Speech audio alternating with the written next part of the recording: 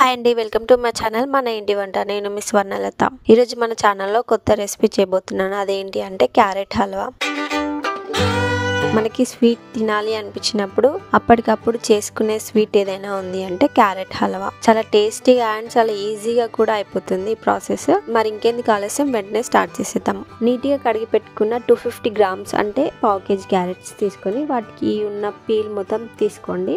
ఇప్పుడు ఒక గిన్నెలోకి పావు లీటర్ పాలు తీసుకొని మరగబెట్టండి. ఆ తర్వాత పీల్ తీసుకున్న క్యారెట్స్ ని తురిమి పెట్టుకోండి. మీకు ఇలా తురమడం కష్టంగా అనిపిస్తే చిన్న చిన్న ముక్కలుగా కూడా కట్ చేసుకొని మిక్సీ జార్ లో వేసి కూడా గ్రైండ్ చేసుకోవచ్చు. ఆ తర్వాత పాలు ఎంతవరకు మరగాయో చూద్దాం. ఈ పాలు అనేవి చాలా సేపు మరగనిచ్చి క్రీమీ టెక్స్చర్ ఇక్కడ చూపిస్తున్న విధంగా క్రీమీ లాగా వచ్చేంత వరకు మరగనివ్వండి పాలని. ఎందుకంటే ఇది కోవాకి బదులుగా ఇది వేసుకుంటే చాలా టేస్టీగా అనిపిస్తుంది. కోవాకి మించిన టేస్ట్ ఉంటుంది. సో పక్కకు వేసుకోండి. ఇప్పుడు స్టవ్ ఆన్ చేసి ప్యాన్ పెట్టుకొని తురిమిన క్యారెట్ ని అందులో వేసి సాఫ్ట్ గా అయ్యేంత వరకు ఫ్రై చేయండి.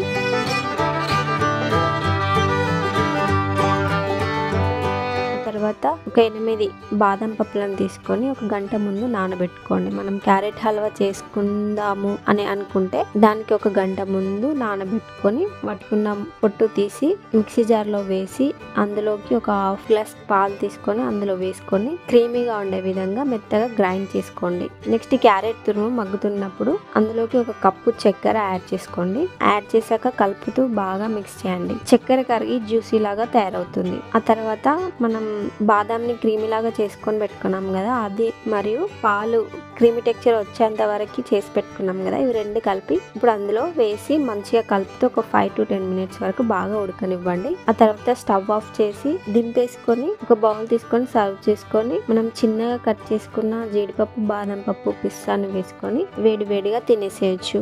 అంతే, ఎంతో ఈజీగా అండ్ మరియు టేస్టీగా ఉండే క్యారెట్ హల్వా రెడీ. వీడియో నచ్చితే లైక్ చేయండి, షేర్ చేయండి. అలాగే మన ఛానల్ని సబ్స్క్రైబ్ అండ్ సపోర్ట్ చేయడం మర్చిపోకండి. Until then keep watching.